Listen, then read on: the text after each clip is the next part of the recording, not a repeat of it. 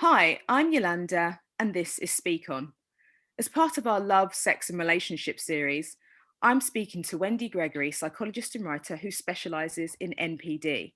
So, hi, Wendy. I'm going to go straight into it because when I mentioned that this is what we're going to cover, I was sent so many questions that I managed to narrow down to, I don't know, about 40. There were so many more.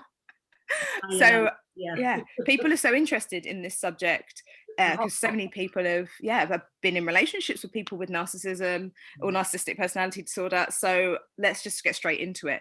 So what is NPD? narcissistic personality disorder. It's one of a number of personality disorders. Um, it's a lot of people, there's a lot of confusion about it. And at the moment, I think it's a very overused term. People are always calling each other narcissists, and anyone who's kind of a tiny bit selfish or arrogant is labelled as a narcissist.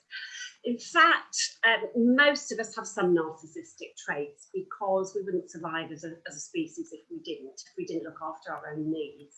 However, narcissistic personality disorder is on a spectrum. So you can go from very low level covert narcissism, which probably won't get you noticed much. Maybe your close family or your loved ones might think there's something not quite right, but it's not major, it's not causing major problems.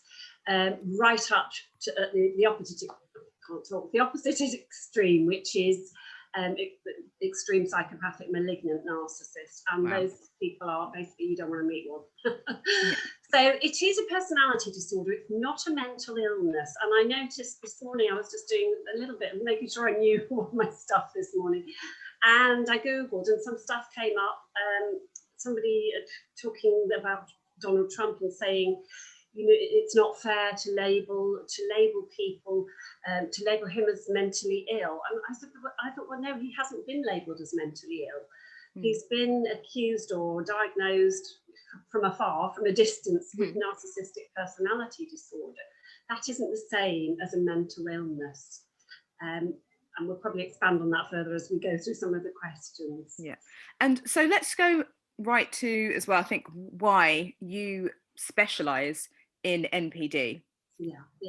I've had two narcissistic relationships, or I've been involved with narcissistic men.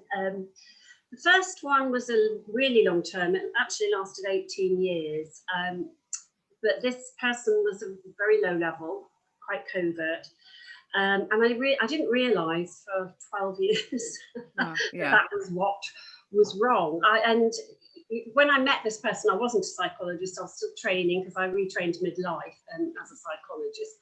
So, and we weren't taught anything on my training, anything at all about personality disorders, which is quite interesting, really, on reflection. After about 12 years, there was a sort of, I'll call it a second incident. I won't go into the details, but where he told some absolutely massive lie that really impacted on me and my life. And I started to think, what is wrong? You know, there's something not right about this man. So I looked at all the personality disorders and sort of, no, not that one, no, not that one. And then I got to NPD, and honestly, he ticked just about every single box on it. I thought, that's what it is. That is what it is. So I did hang on for various reasons, mainly because I had children and so on. But in the end, I did end it finally. And then I found myself, well, I launched headlong into another narcissistic relationship within a year of leaving the first one without realising it. But this one was really toxic, really high level, very, very nasty piece of homework. It did only last 9 months. I ended it, well, in fact, I ended it 3 times and I was sucked back in twice. Which we'll just say that the police were involved. You know, it was really, really nasty. And since then, of course, I started researching it myself, you know, what had happened to me, what this was all about. And I just became more and more interested. And since then, I would say I've had a pretty much endless stream of people knocking on my practice door who have either just left a narcissistic relationship or are still in one and want to leave. And sometimes I think, you know, a colleague of mine said, Wendy, the universe sends you the clients that you can help the most. So I don't know if you believe in that, but it certainly seems that way. So that's how I became a specialist in this. So when it came to like being with someone with NPD for such a long time, and then going into a relationship with someone else, is it something that you were subconsciously, I don't know, were you subconsciously choosing things that reminded you of your ex-partner? Is it something where some people with NPD are attracted to particular types of people? Why do you think it happened so soon after?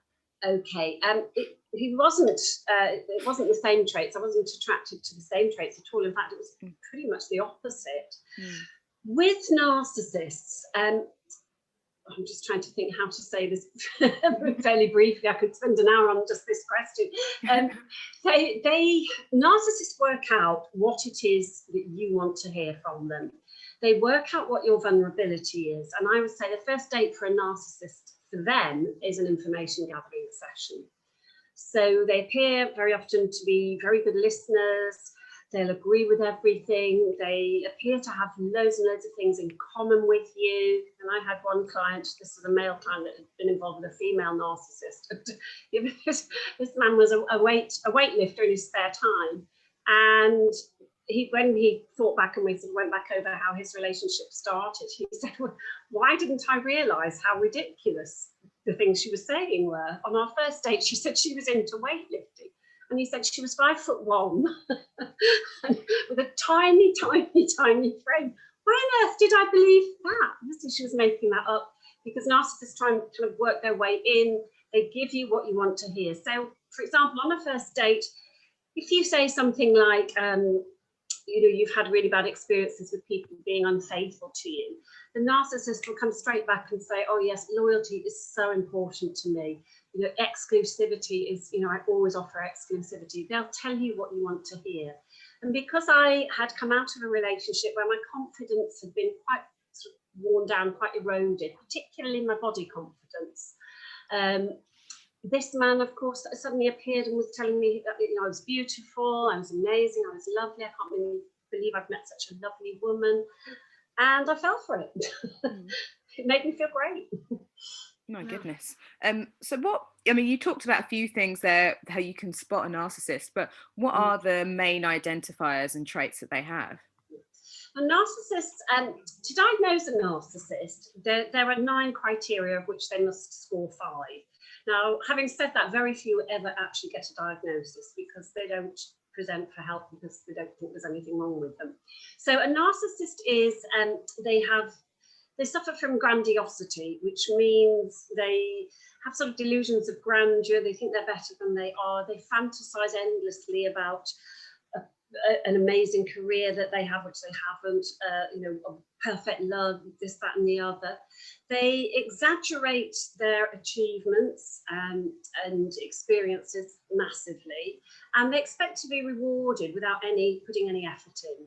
They tend to have a false persona, so they build up this false persona about themselves, their history, their childhood, and so on. They have a real sense of entitlement, so they expect special treatment from everybody, only the best for me. So, if they went to their child's school, they wouldn't, the class teacher wouldn't be good enough, they'd have to see the head teacher. If they went to the police about something, they wouldn't want to speak to the desk sergeant, they'd want to speak to the commissioner, because they feel that they're special and important. They look down on everybody else. So yeah, they have a real sense of superiority. They tend to suffer from envy, or they imagine that everybody else is envious of them. That this is all imagination. Those are just some of the traits. We could go on and on, but they only have to sort of tick 5 of those. And I would add some more to that list. And this is the official DSM-5 list, but I would actually add some more. In my experience, narcissists are always pathological liars. They lie about absolutely everything. It's like a joke on some of the Facebook sites. How can you tell when a narcissist is lying? Well, they're moving their lips. So yes, don't believe a single word. My goodness. So what questions could you ask to spot one if you kind of thought, okay, maybe someone in my life is a narcissist? Yeah. Well, one of the questions, which is can always kind of unmask a narcissist is to ask them what they feel their biggest mistake in life has been. And most narcissists don't believe they've made any mistakes in life, because they do believe themselves to be perfect in every way. It's everyone else that's the problem. So quite often they will be really puzzled by that question. They'll say, well, I don't know really, I can't think of anything, or something like that. So that's really the best question to ask them. Something else to do with the narcissist, because they tend to rehearse these stories about their past, about their childhood, about the terrible things or the amazing things that have happened to them. So they have a story sort of off by heart. So if you actually interrupt them when they're mid-flow and ask a question, any question, it really throws them, because they've got it so carefully rehearsed and they can't remember where they've just left off. So that can be a sign that this person is a narcissist. Oh wow. Okay. And I mean, we've already covered like when and why you started specializing in NPD, but then when you said like somebody came to you initially and that was you were like, okay, I can help you with this. I understand this. Do you help people with any other like who come out of any other types of relationships or disorders, or is this just your main focus all the time? No, I see a whole range of clients. You would not really get a lot of work if you narrowed yourself down to too much. And I mean, children really are another specialism. I used to teach, so I do a lot of work in schools with children and families and that sort of thing. But I didn't choose to specialise in it. It's almost as if it chose me. Yeah. Yeah, and it continues to do so. Yeah. Yeah, and then because of you've had your own experiences with it, which that you've worked through. You're helping people work through either being in relationships or having left relationships with NPD. What kind of trauma are these people going through? Yeah. The trauma of a narcissistic relationship the fallout is like no other. And this makes it very difficult. A lot of people will seek therapy. If the therapist doesn't understand narcissistic personality disorder or hasn't had that experience themselves, they really don't get it. The trauma ranges from, post-traumatic stress disorder. Most people who come out of a narcissistic relationship suffer from post-traumatic stress disorder. They can become extremely unwell. They can become physically very, very unwell. You can stop eating. You can resort to sort of drugs and alcohol as a prop, a means to just kind of get by. It's like your whole life has fallen apart. Extreme anxiety, that's kind of the minimum you'll get, I think, is extreme anxiety, sleep problems, feelings of worthlessness.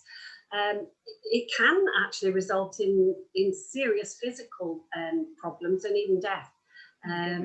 Yeah, I know that sounds really dramatic, and I mean, that doesn't often happen, but sometimes it does. I knew somebody who was 5 months pregnant, and she was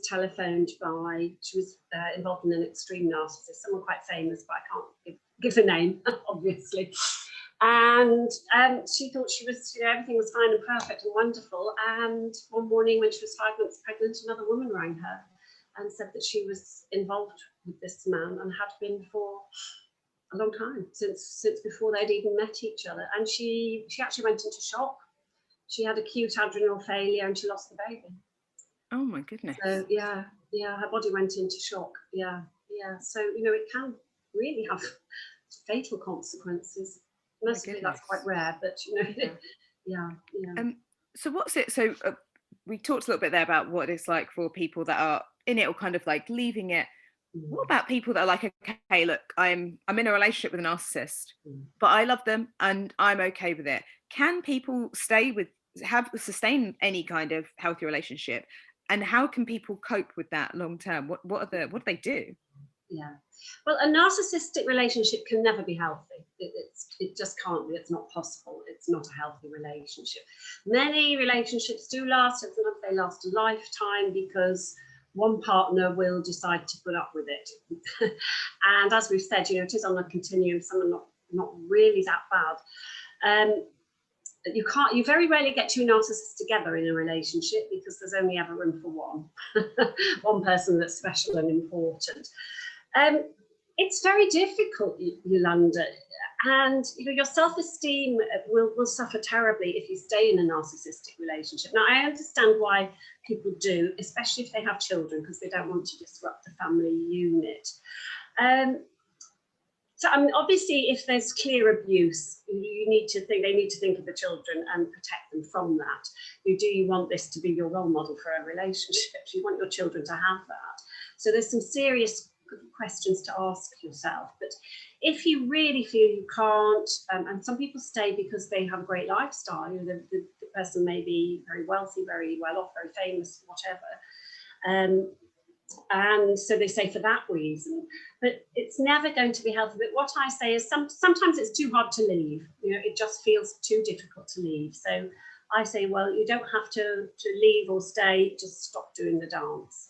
So in other words, stop doing what the narcissist wants you to do and tells you to do. It's about setting more boundaries and saying, no, it's not okay for you to speak to me like that. It's not okay for you to scream and swear at me. That type of thing.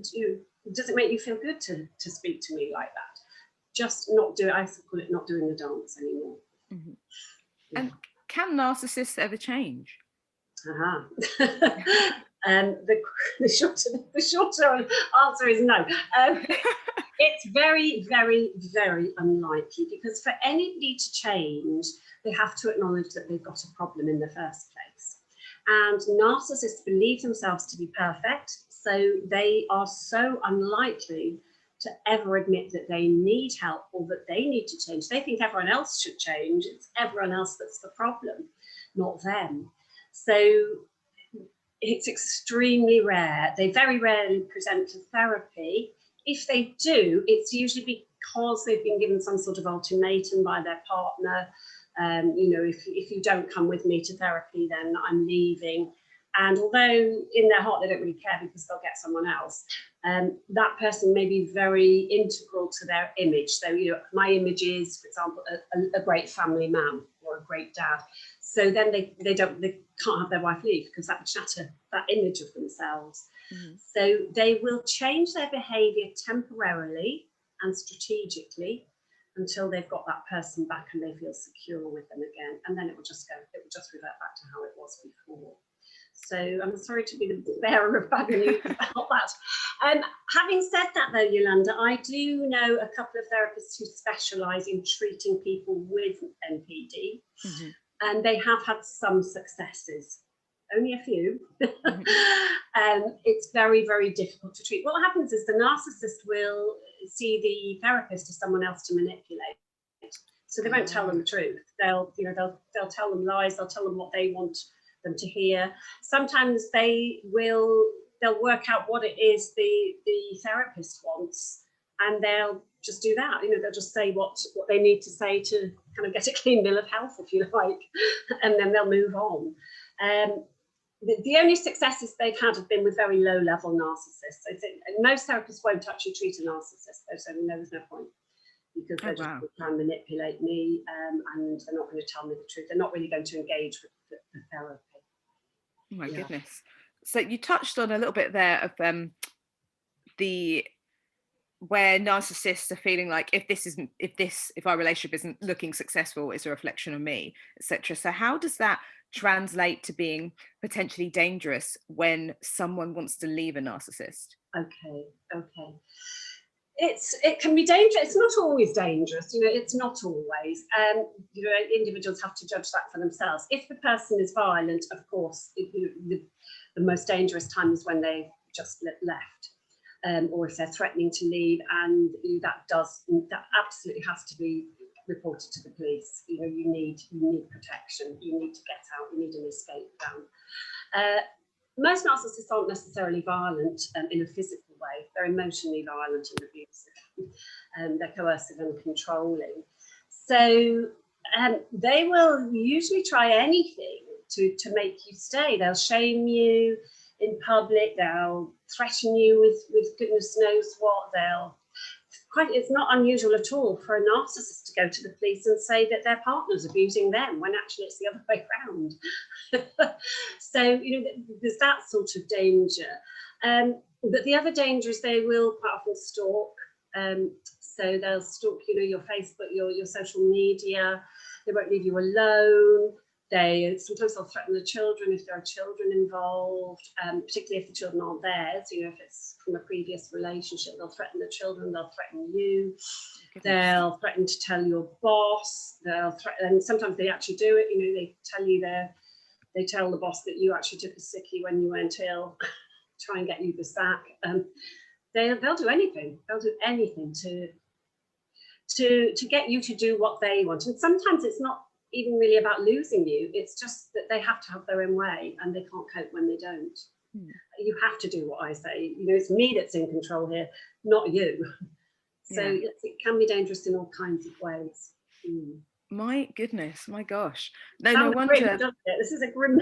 Yeah. Well, no wonder there are groups on. One of my friends invited me into a group because we were talking about this, and because I do some other like confidence-based work, and she invited me into a particular group so I could share information, and it had like 11.3 K women.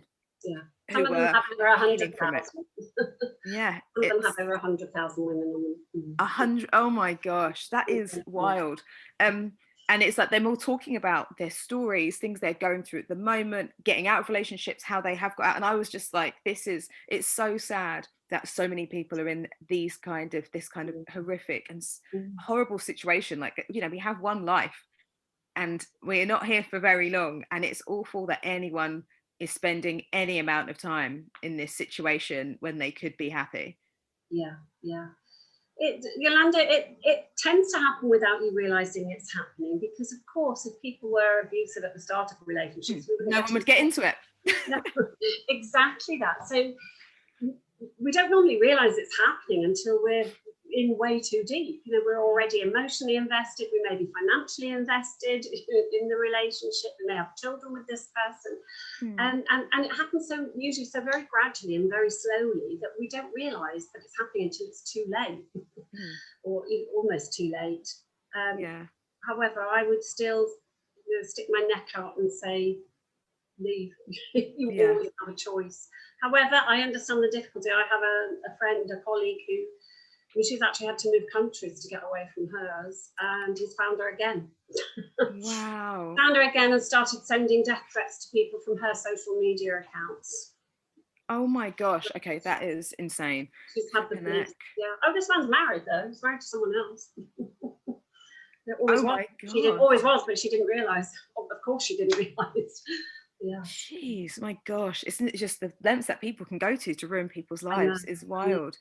So after all that kind of stuff can happen to people, how on earth do you heal or recover from something that's extreme? Like what's the first step? Like, what do you do? I'm just baffled. I don't know how I'd be able to cope after all that stuff happened.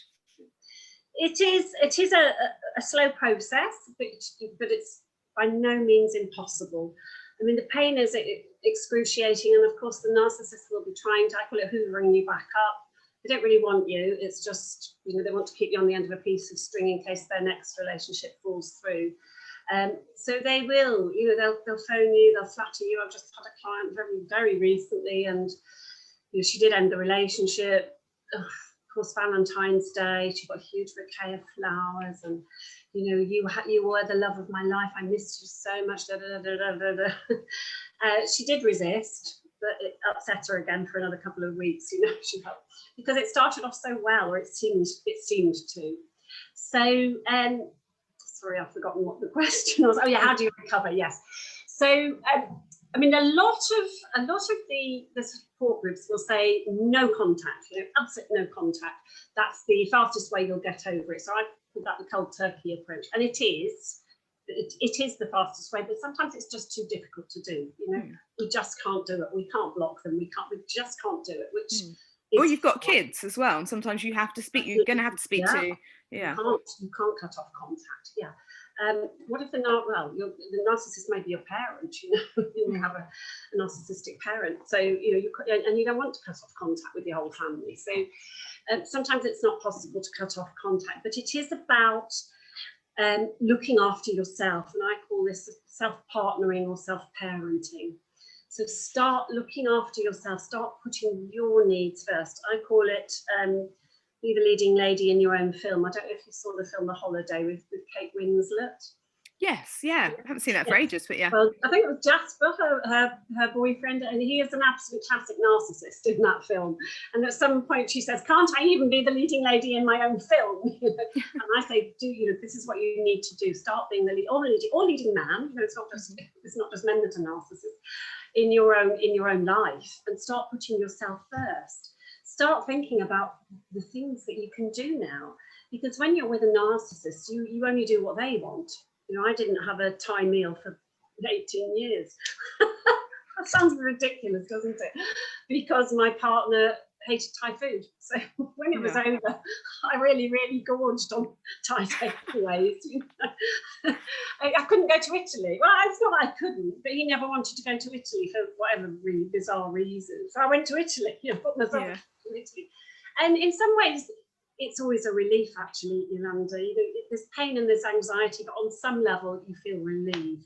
Thank goodness, actually I'm out of it. And you'll have days and maybe weeks where you'll want them back and you'll miss them. You'll miss the good things, the nice things, the good times.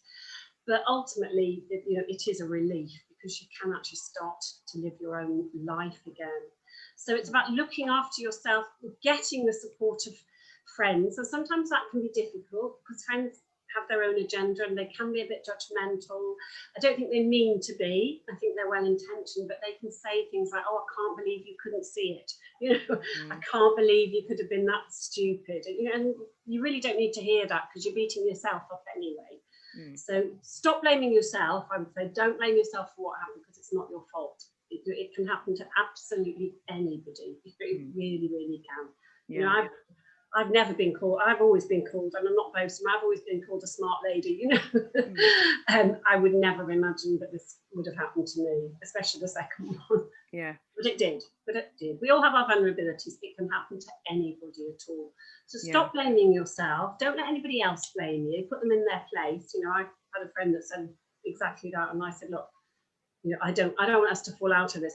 I really don't need you to judge me. I've beaten myself up enough. So don't say that to me again." And I said, if you think this couldn't happen to you, think again, because it could. Yeah, absolutely. Yeah, so look after yourself, get support. If you can, find a therapist who does have experience or training in working with this type of fallout, and you can afford it, of course, because there's always usually a financial cost. Then do that. You do sometimes need professional help to get through this. There are lots and lots of support groups, as you've noticed online and on Facebook, but sometimes they're not actually the best form of support because it does tend to be people just talking about their own experience and how awful it is. And whilst that can normalise it in some way, sometimes you think, I just actually want to get away from this. I've had enough bad times of my own. I don't really want to keep hearing about other people's. So try to do that and just believe, trust you will get over it. You will. I cried, I think, every single day for at least 6 months. I cried and cried. And then one day I went to bed and I thought, it's funny, I haven't cried today. I must be getting better. I must be getting better. Yeah. Having a gentle routine helps as well. So because you tend, when you're with a narcissist, like your life revolves around them, you stop having a routine of your own, really. You do what they want to do. You get up when they want to get up. You make meals when they're hungry and so on. So have yourself a gentle routine and look after yourself. Make sure you're eating properly, the basic things. Make sure you're exercising. Yoga is very helpful, particularly for post-traumatic stress. It's very, very helpful indeed. You do some exercise every day, do something you enjoy every day, make sure you're doing that, and just kind of stick to that gentle routine, caring for yourself. And trust that you will. You will get over it. You will. Yeah, because I think when you do break up with someone, let alone someone that spent a long time basically messing with your head, it can feel like it's something you're never going to get past. But one day you will wake up and you'll be like, oh, okay. And you will have that moment, won't you? And then that'll be an amazing relief. Yes. And when you can actually start to laugh, and I've made a series of YouTube videos, and some of them are intended to be quite humorous about the ridiculous lies that narcissists tell, and some of the lies that were told to me, and some that I've heard from other people. And it is funny. It is funny.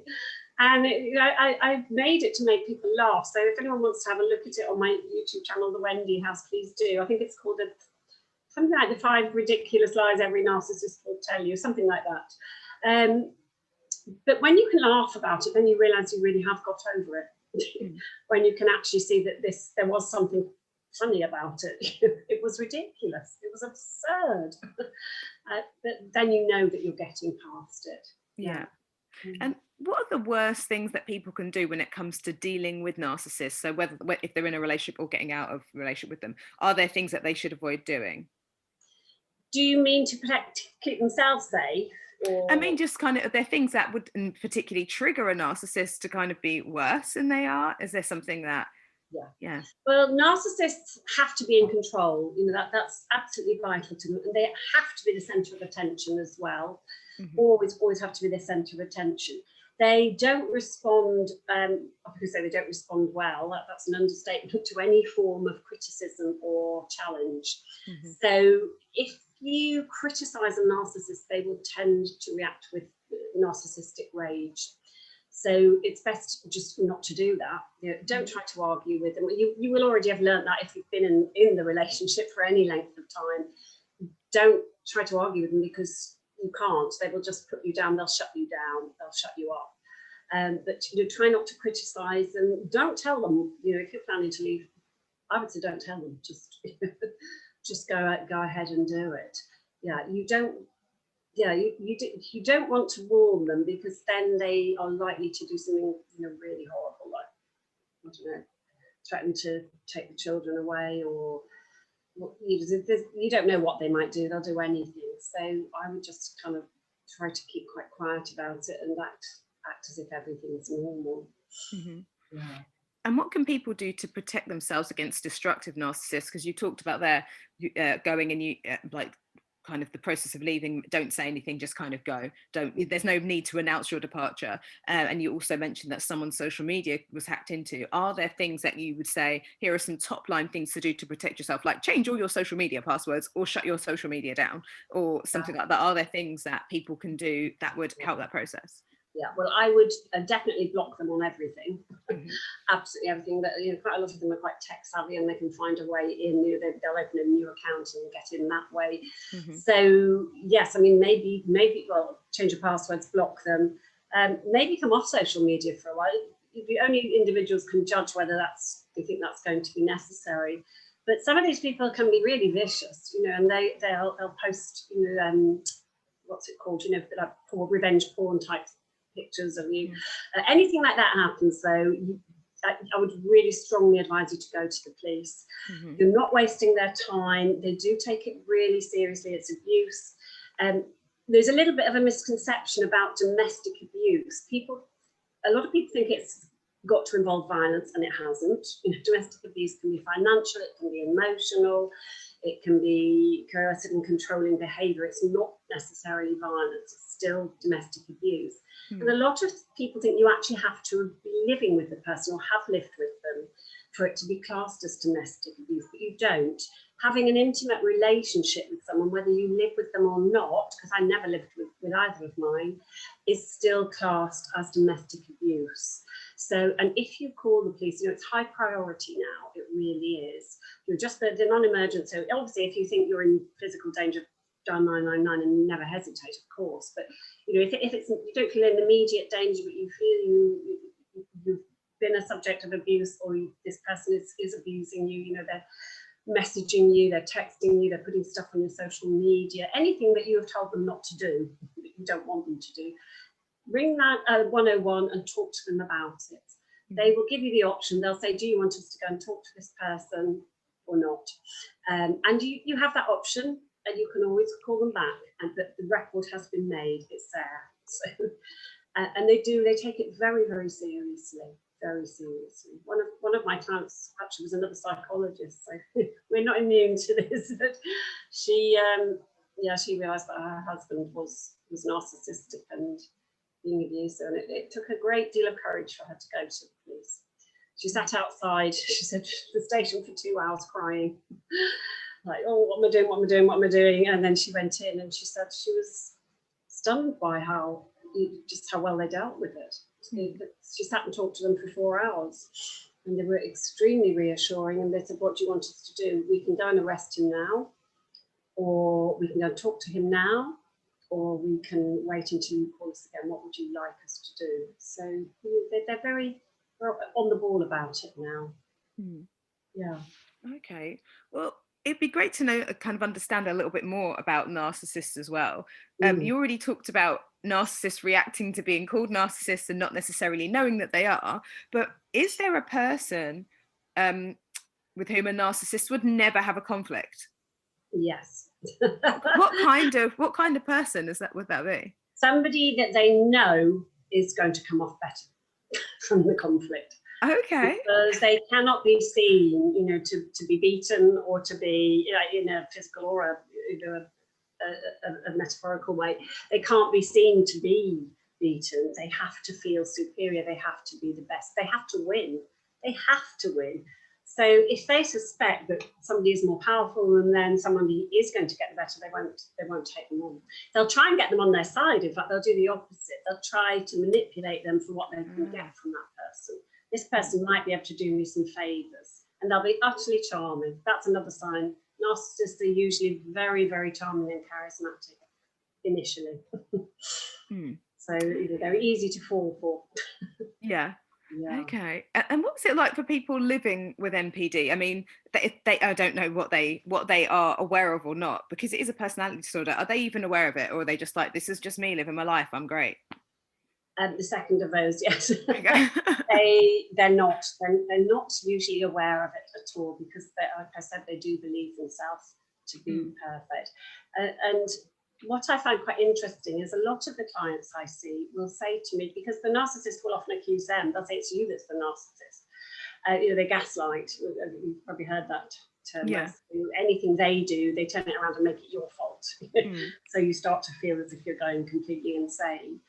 And sometimes you do go completely insane, but so they'll gaslight you, they'll accuse you of being a narcissist. And I've had quite a number of clients who said to me, I think I might be a narcissist, I think it might be me. And I say to them, well, the very fact that you're even asking yourself that shows that you're not. Okay. Because a narcissist would never, ever say to themselves, oh, I wonder if there's something wrong with me, I think I might be a narcissist, because it's just too difficult for them to do that. They can't acknowledge any faults at all. They have no faults. And what triggers or causes this kind of personality disorder? And is there a particular age that it's diagnosed, like BPD, and there are other things? There are certain ages they can be diagnosed, and it obviously depends as well the structure of how you've been brought up, whether you are, I don't know, whether people are observing you in a particular way. But yeah, what's the deal with that?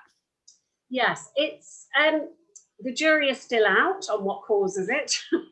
There are various theories. As for when it's, which I'll talk about in a moment, as for when it's diagnosed, it's not normally diagnosed until early adulthood. It's not normally diagnosed at all, to be honest, but a tiny percentage of people are actually diagnosed, and that usually happens because they've fallen foul of the justice system in some way.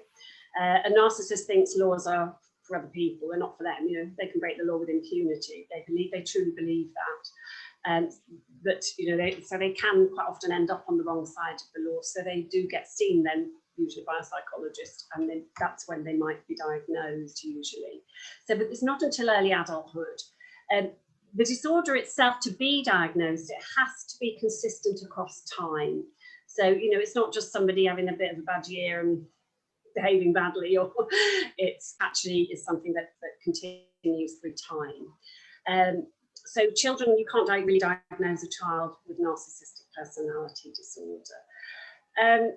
as for how it starts, well, the two main theories are, one is that the child has suffered an extreme emotional trauma at some point during their childhood or early adolescence, and they've actually become frozen emotionally at that age.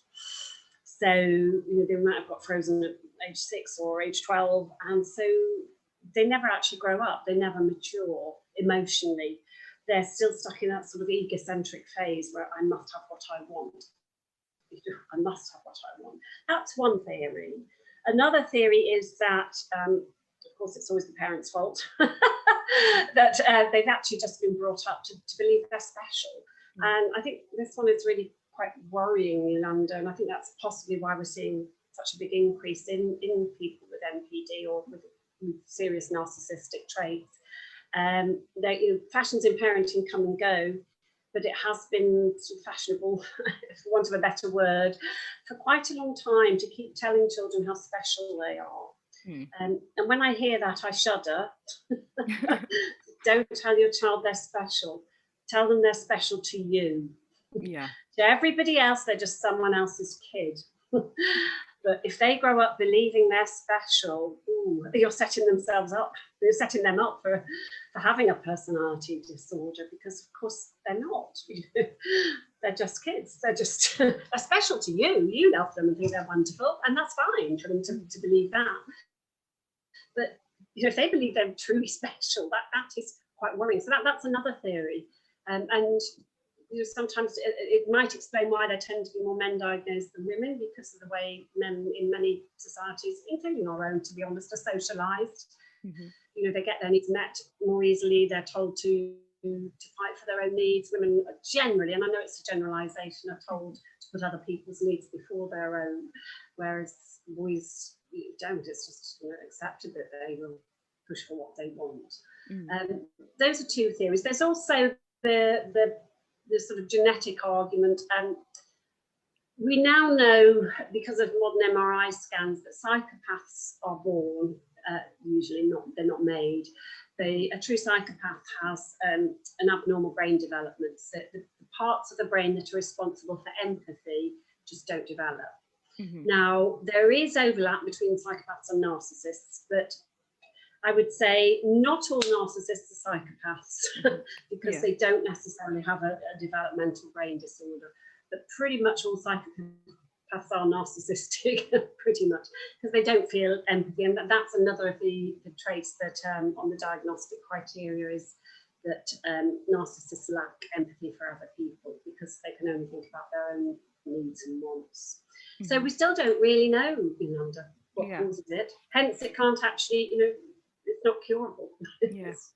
Yeah. That's really interesting, because what you were saying there about potentially with people telling kids how special they are, and that's definitely has been I'm the eldest of 6, and we have huge age gaps between us. So having seen some of my siblings' friends, not all of them, I'm not saying any of them are narcissistic or whatever, but just in, even when you go to a kids party, there's loads of kids there, and I can see the parents that are like, oh, she's just, little Timmy's just so special, little Sally, oh, she's so special. And working in the world of celebrity now as an adult in celebrity and influencer land, there are a few people that I feel have kind of slight dark triad personalities, and definitely sit within that narcissistic thing where they think they're special because their parents have told them that all the way through, and then they cannot do anything right, but they think they will blame everyone else except themselves. And it's like, no, it's because you can't do it, and that's okay. There are things, here are the things you can do, but they will not believe the things that they can't. It's really interesting to see them and their interactions with others. And now I'm thinking, I wonder if there's a few people, and I'm like, I wonder if they have narcissistic personality disorder. I just thought they were just narcissistic. I didn't think about it beyond and all the other traits. But and it's parents, that type of parent will also always make excuses for their child's wrongdoing. They never make the child accept responsibility, and narcissists don't ever accept responsibility for their own actions. It was someone else's fault, or they were entitled to just take it because they wanted it, whatever it was. So yeah, the sort of parents that will always blame the teacher if their child's in trouble. I used to be a teacher, so I see both sides of that. Teachers don't actually have time to make stuff up about your kids. Yes, truly. But anyway, we're getting onto other territory there. Yeah. But what kind of feelings do people with NPD experience? Like, are they truly happy? Do they have any? I mean, they do have a conscience, but like, what kind of feelings are they going through? I suppose it's really difficult because unless someone is aware they have NPD and they're telling you, here are all the things I feel genuinely. I don't know how you would know this for real, but what kind of things are they experiencing? Well, narcissists have no conscience, absolutely no conscience whatsoever. And some people make the mistake of thinking they don't have any feelings, but that's not the same thing. They do have feelings, but they only have feelings for themselves. They just don't care about anybody else's feelings. So, they will feel very sorry for themselves indeed, if they can't get what they want, or if people don't reward them or treat them as special, or they're not getting all the attention. They're very, very jealous. They feel extremes of jealousy. So if you're in a relationship with a narcissist, they will always rain on your parade. If it's your special day, they'll do something to take the attention away from you. Christmas, birthdays, graduations, they'll do something. I knew of one who tried to commit suicide on the night before his brother's wedding. He knew he wasn't actually going to succeed. He took just enough of an overdose to take all the attention away from his brother's wedding. Yeah. No, it's all about me. So that's the sort of extremes that they may go to, because they feel so jealous. Are they happy? I would say no. I would say no. A narcissist, inside them, there is a massive cavern of emptiness. Some people even say they don't really have a personality. They just have an invented persona, which changes according to where they are and who they're with. They can't exist without other people, because they only exist as far as they see themselves reflected from another person. Does that make sense? Yeah. I think it was Caitlin Moran that said narcissists are attracted to shining girls. And what she meant by that is A, they can see their reflection, and B, they can knock the shine off them. Oh, wow, yeah. So, yes, they will start, so they can only see themselves as it's reflected back to them. So they make up so much stuff about it to get everybody saying, wow, that's amazing, oh, you're wonderful, aren't you? You're fabulous. The narcissist gives money to charity. It's not because they care about someone less fortunate. It's so that people will say, oh, aren't you generous and wonderful? But they don't tend to have anything. They're quite empty inside. And I would say the worst thing you can ever do to a narcissist is ignore them. Just ignore them completely, because they can't bear not being the centre of attention. So that's a feeling. They also experience rage, a lot of rage. If they can't get what they want, they will often fly into a narcissistic rage. A bit like a 2-year-old having a tantrum. Yeah. So they feel enormous anger. Some people call it the narcissistic wound. It's something that has happened to them maybe as a child or whatever, and it's still a gaping wound that they're trying to fill. But that was another theory. All of this is anecdotal, and including the diagnostic criteria. There's no laboratory test you can take to prove you're a narcissist. Whereas there are other sort of disorders or mental illnesses like bipolar, you can diagnose it quite accurately, and it can be treated with drugs. Not NPD can't be. So it's Okay. And you touched earlier on the having a parent that might have NPD. Obviously, this isn't just about romantic relationships; it can be familial as well. So, what effect does having, for example, a parent with NPD have on a child, short and long term? Could that child develop NPD, or what kind of things can happen? There is quite a startling lack of evidence about the influence of narcissistic parenting. However, the evidence that there is, and the research that has been done, would suggest that children of narcissistic parents don't become narcissists themselves. They tend to become what's called codependent, which basically means that they grow up trying to please the parent, trying to get the parent's attention and approval, but they never can. You never can. So as adults, they tend to be people pleasers. They tend to ignore their own needs. They tend to put other people's needs before themselves. And they tend to crave the love and affection and attention that they could never get from their parent. It's very, very sad, Yolanda. And I've treated somebody recently who's 76 before she realised, when she came to therapy, what had been wrong all her life, that her mother was actually narcissistic. And she'd always felt inadequate her entire life because she was never good enough as far as her mother was concerned. However, a narcissistic parent may treat their children differently. So they may worship and adore one child, usually a boy for some reason, and then another child or their other children they might be not care about at all and be absolutely vile. And in that case, the favoured child may well become narcissistic themselves because they've been treated specially. But yeah, it has very long-term consequences for mental health, for relationships. A lot of people grow up and they just don't know why they're unhappy, and they'll come and say, I'm just never happy, and I don't know why. And quite often, not always, of course, but quite often when you dig down to their childhood, you find that is actually what's happened. Yeah, a narcissistic parent. Yeah. My goodness. So I was going to ask, what can people do if their child has an NPD? But like you said, you can't really diagnose it when they're young. It's something that the trait would show itself when they're adults. Yeah, you're absolutely right. You can't diagnose it. What you can do is try to make sure it doesn't happen by ensuring that your children have a healthy respect for other people. They don't believe that they're special or any more special than other people. That they accept the consequences of their behaviour.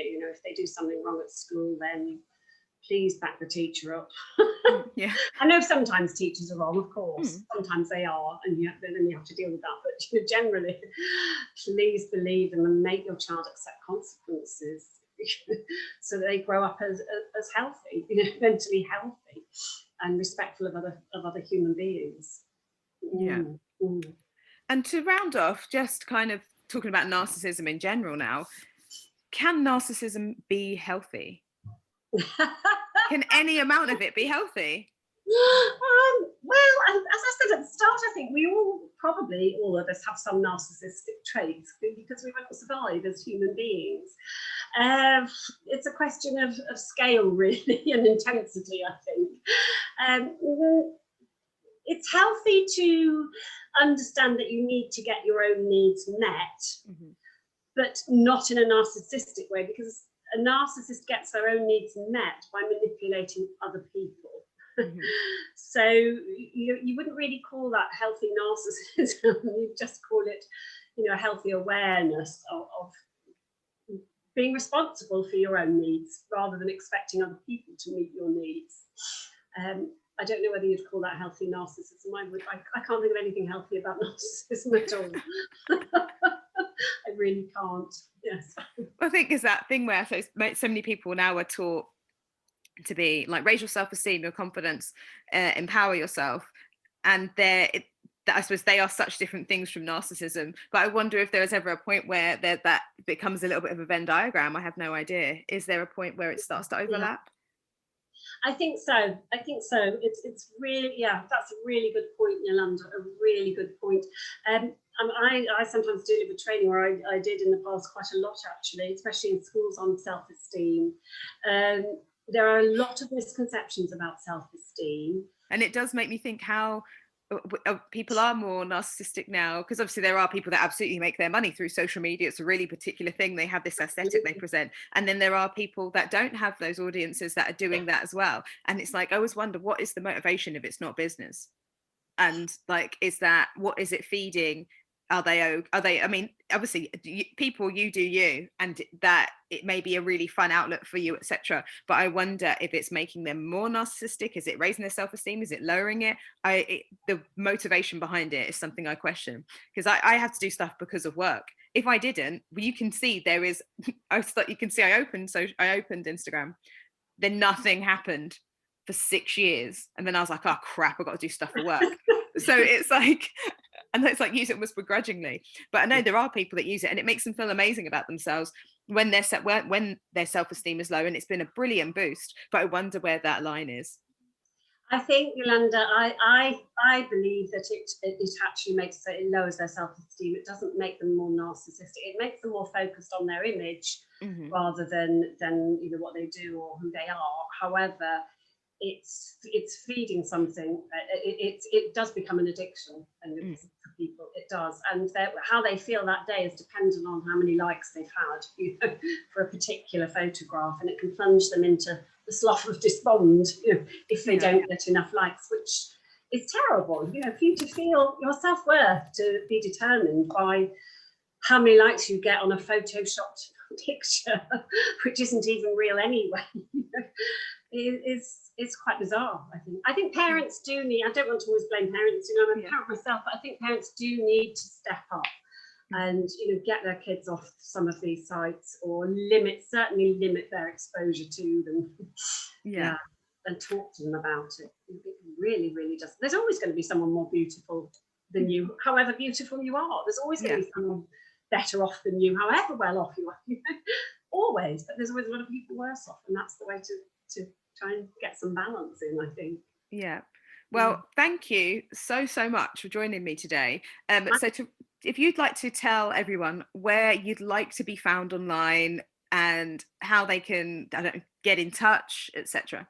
Okay, so my profile is on Counselling Directory. I think you're going to publish the link at some point, so the link to my profile. But if you just go on to counsellingdirectory.org, if you type in my name, Wendy Gregory, I will come up. So if you feel you need therapy or supervision, if you're a therapist and you would like some supervision or some training in narcissistic personality disorder, because I do offer training as well, you can contact me via Counselling Directory. My Facebook page is just the Wendy House, and my YouTube channel is the Wendy House, and I think you're going to publish a link to one of the videos. That one is called 8 signs to spot you're dating a narcissist. So do have a look. It's been my pleasure, Yolanda. Absolute pleasure. Thank you so much, and have a lovely day. And you take care.